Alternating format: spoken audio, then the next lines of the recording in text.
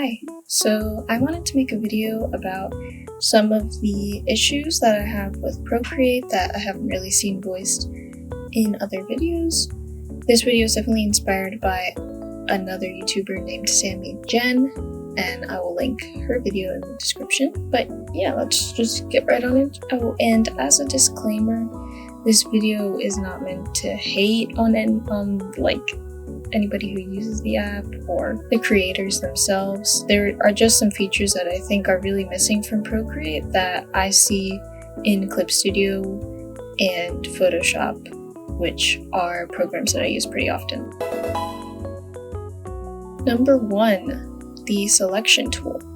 So the selection tool is something that I really don't like about Procreate. The selection tool has no gap filling, which is a thing available in Clip Studio if you're not familiar. If you have a small gap in your line art, Clip Studio will automatically fill that when you're going to use like a paint bucket or a magic wand tool, but Procreate doesn't offer that.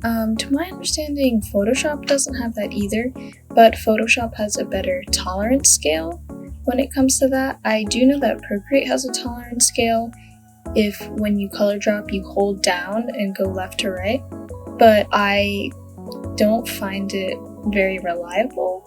And a lot of the time, all the way on the left side of the scale and all the way on the right side of the scale, there's still my color is going everywhere. Another thing about the selection tool is that you can't expand or contract a selection.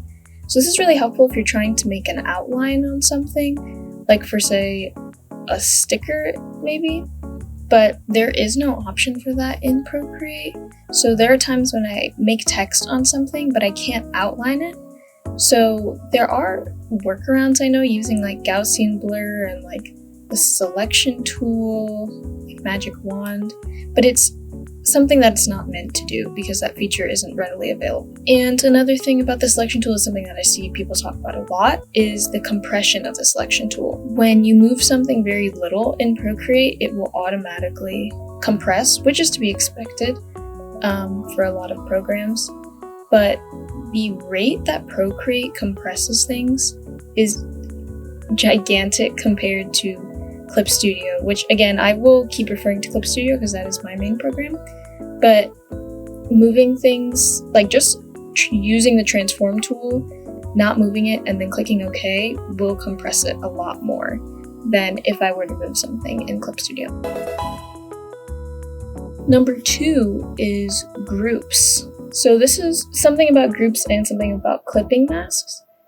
In Clip Studio, you can clip a layer to a group, and you can also clip a group to a layer. I might show an example of what that would look like, because I know that might sound a little confusing, but you can't do that in Procreate, which really slows down my process a lot, because there's a lot of times when I have like a base layer, and I want to clip an entire group to the base layer so I don't draw outside of that selection. But I have to end up making a mask or something and putting it on every single thing, every single layer in there, or just trying very carefully not to go outside of the lines, which does take up a lot of time.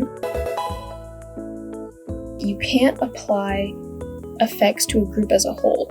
You can't add an adjustment like a gradient map or tone curve to an entire group or a set of layers in general. You would have to, one, make that permanent and also do it only on one specific layer. So let's say I wanted to put a filter on all of my art, I would need to flatten it first and get rid of all the layers, which is scary because if you make a mistake or you find something in there that you want to change, you can't because everything is flattened.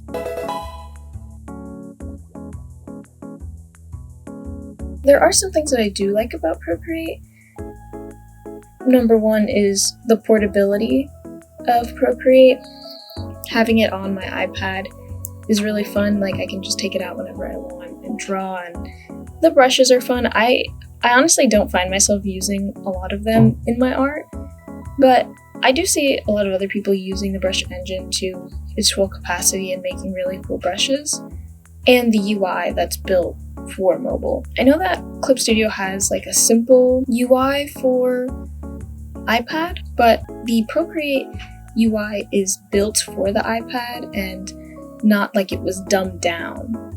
So I like all the gestures and stuff. I find it really, really easy. And then also the price of Procreate. Of course, it's a one-time purchase and not a subscription, and that's the reason that I use Procreate on my iPad and not Clip Studio, because I don't want to pay a monthly subscription fee to have Clip Studio if, like, what if I don't make something on my iPad that month and I just wasted money. I do have one-time purchase of Clip Studio on my computer, but the license does not transfer over, unfortunately. But yeah, thank you for watching, and if there was anything else that I left out, feel free to leave it in the description.